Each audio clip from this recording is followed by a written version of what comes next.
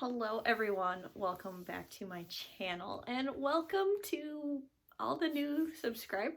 I just want to give a special shout out to all my new friends on YouTube today. In this video, I am going to be discussing all of the books that I read in January. January was a little bit of a rough reading month for me. I didn't read any new 5 stars. Which is unusual for me. I am not a critical reader in that I don't really rate things lowly. I'm pretty easy to please, I'd say. I'm not too picky, but this month I just didn't find anything that really gripped me and made me want to like scream about any of these books. So it was kind of a very meh reading month. As always, as I'm doing my wrap up, I like to break up my videos by genre.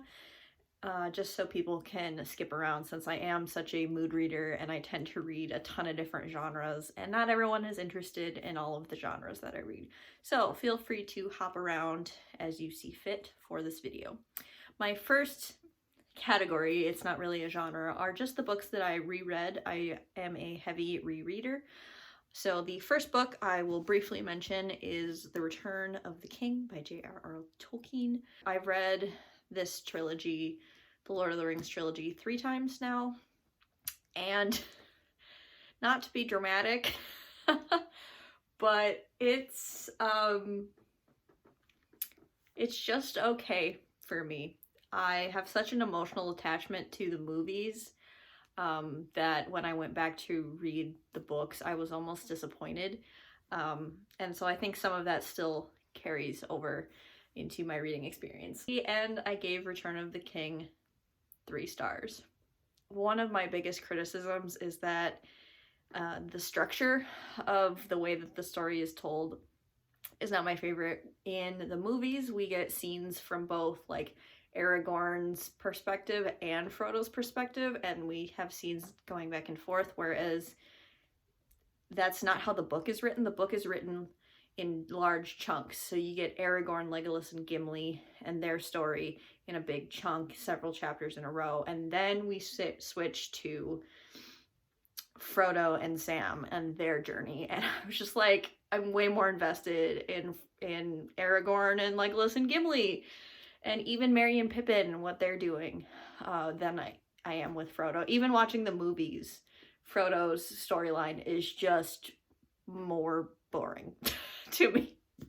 I don't mean to go on and on, but that's kind of why I find these books to be not as engaging. It's also incredibly overwritten. That's all I'll say. 3 stars. The next book I reread was The Lady's Guide to Celestial Mechanics by Olivia Waite.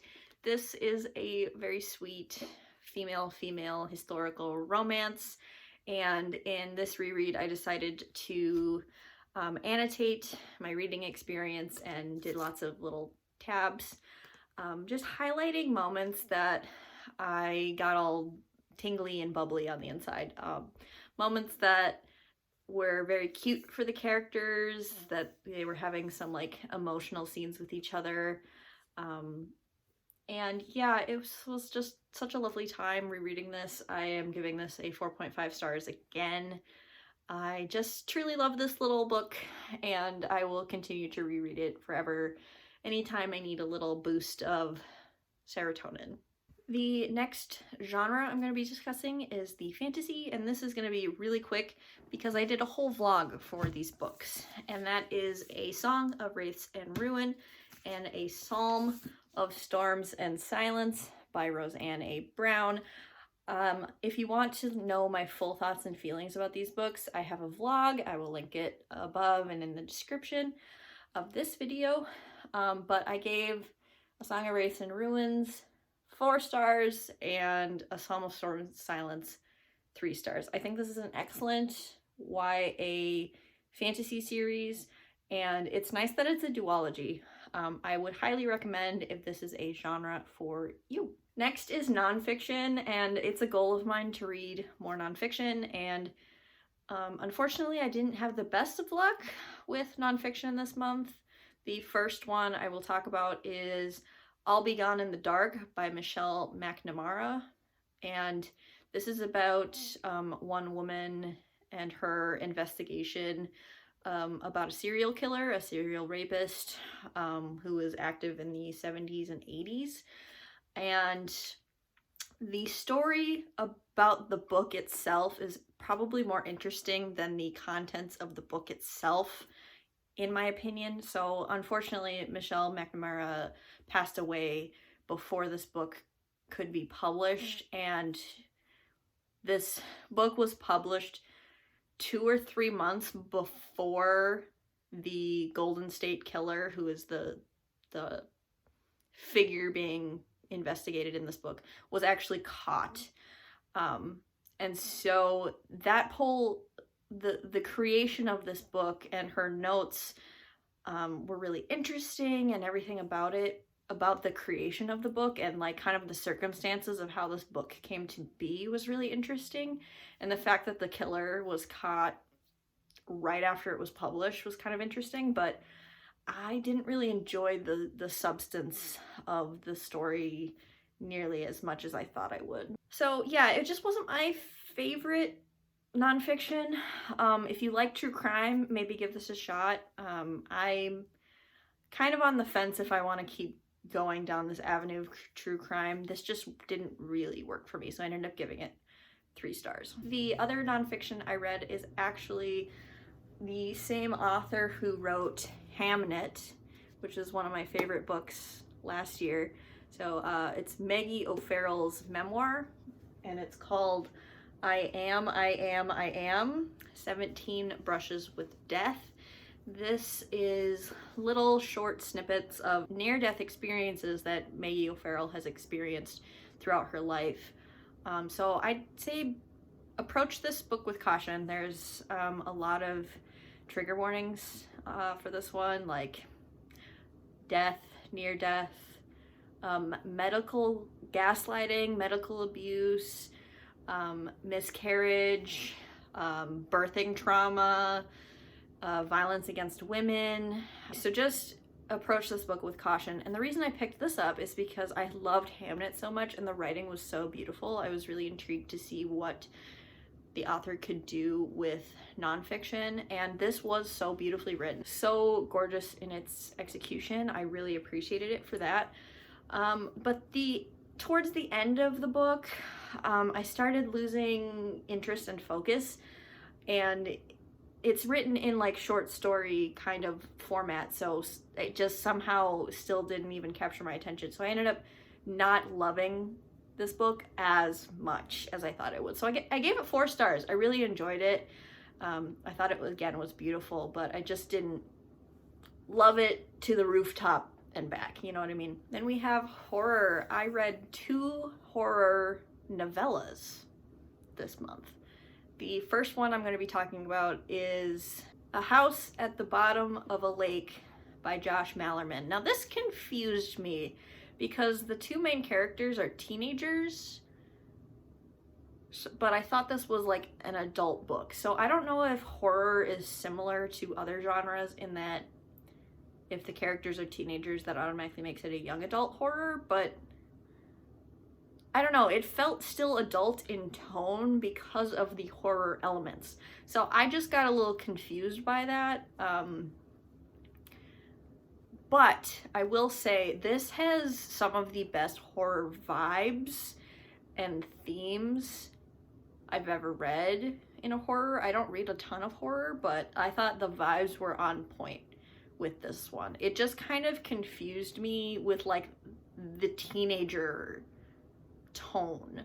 I don't want to give too much away about what this is about, but like it's kind of in the title. And I just thought the horror elements were really well done. It just kind of confused me with like what genre was this supposed to be? Who is the target audience for this? Because I obviously am not a teenager anymore, so like couldn't really connect with it as much. I ended up giving it a 3 stars. Like I thought the vibes were there, but I just couldn't connect as much as I wanted to. And the second horror novella I read, which I gave 4 stars, was Comfort Me with Apples by Catherine M. Valenti. This was also super good on the vibes.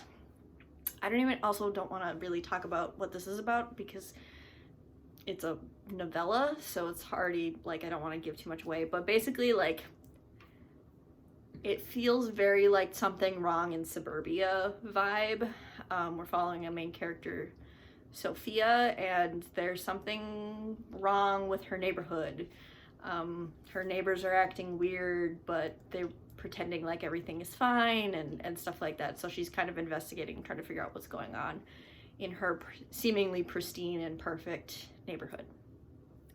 The vibes on this were also there. I thought this was really creepy in that there was some horrific things going on, but the characters were acting like everything was fine. And that sense of like disconnect was like really great tension in this book. I thought it was really well done.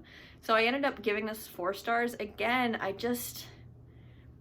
don't know what I like in horror, and I don't know how to articulate what I like and what I didn't like. So it's hard for me to discuss this one because it's like I can't point to 1 or 2 things that didn't work for me because I'm not quite sure. So I think I need to keep reading more horror, more thrillers, just to kind of gauge what types of books in that genre that I enjoy. But I think this is a really good one and you should check it out if you're interested. All right, and then we have the romance genre as a whole. We have 2 books by Martha Waters, which is To Have and To Hoax, and To Love and To Loathe, which is book 1 and 2 in this little series. And I actually read book 2 first, and honestly, you could skip To Have and To Hoax. I really didn't like To Have and To Hoax. That one is about a married couple who's kind of fallen out of love with each other, and it's about them like patching their marriage and trying to make it work again. And again, it was an instance of, I think the husband did something horrible and unexcusable, and he's just kind of forgiven too easily, in my opinion. And so I gave it a 2.5 stars. So forget that one. That one didn't really work for me, but To Love and To Loathe is an enemies to lovers situation, which really worked for me. I thought this was funny. I thought it was sexy. I thought it was emotional. And I liked it quite a bit more than book 1. Not a perfect romance for me, but I gave it 3.5 stars and thought it was a lot of fun. And it was light and fluffy and kind of what I needed at that time. Another book that defies genre categorization is Slippery Creatures by K.J. Charles. Now that name might sound familiar to you because K.J. Charles wrote one of my favorite books last year, which is Band Sinister. And Band Sinister is a queer historical rom-com, and so I wanted to pick up more of K.J. Charles's work. And so I picked up Slippery Creatures, which is about this man named Will Darling who inherits a bookstore from his uncle who passes away, and it turns out his uncle was kind of a spy. And so he gets like secret agents coming to his bookstore and like demanding to know the secrets that his uncle knew, but Will has no idea what he's talking about. I will say it has male smut in it. However, I don't think this is a romance book because it was very much so action oriented and heist type and espionage and spy. It was more of a spy novel, action-packed thriller than it was a romance novel because like the 2 characters don't really have emotions for each other. Like they have relations together throughout the book, but like they don't really love each other. And this is a book 1 in a series, so I'm assuming that the next few books, book 2 and 3, can continue their romance. But in book 1, I don't think it was, again, the main focus. It was more about the spying and the espionage, and like people are trying to track down Will because of his uncle's secrets. So again, I don't know. I gave it a 3.5 stars, and I'm willing to give book 2 a shot just to see what happens, and to see like if their romance truly develops into like an actual relationship and like a cutesy little relationship. But again, not my favorite. See, January was a weird reading month for me. What happened? Do I even know what I like anymore? What are these books I'm picking up? I don't know. The last book I have to talk about, I really, really loved.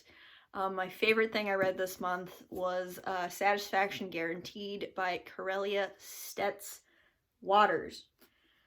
This is a female contemporary romance comedy. This is a true rom-com, and I really enjoyed it. This is about Cade, who is an art dealer, or she runs an art gallery, and she inherits a sex toy store from her aunt who passed away. This is about Cade and Selena works at the store, trying to get the store out of debt because the aunt left it in kind of dire straits. And then they also fall in love with each other. And I thought this was super cute. This has so many cute, fluffy rom-com moments that I really, really loved. This has some great sex-positive messages about, you know, female pleasure and all that stuff. So I really appreciated that. This was so cute and so funny, very smutty. I gave it a 4.5 out of 5 stars though, because it kind of lost me at the end a little bit. It wasn't quite as cute throughout. The ending just had a little bit of, it kind of felt slightly flat for me right at the end, but I still quite enjoyed this. So yeah, 4.5 out of 5 stars for this one. I thought this was a lot of fun. Those were all the books that I read in January. And I just want to say really quick at the end of this video, I am trying to participate in Jessie from Bow Ties and Books' Blackathon February reading challenge. So I will link Jessie's channel and their announcement video down below if you want to know what my February reading plans are. Mood Reader tries to read based on prompts, which is like my nemesis, but we'll see what happens in February. I just want to say thank you so much for watching and subscribing and joining me on my reading journey. I appreciate you all so much, and I will see you in another video of mine very soon. Bye.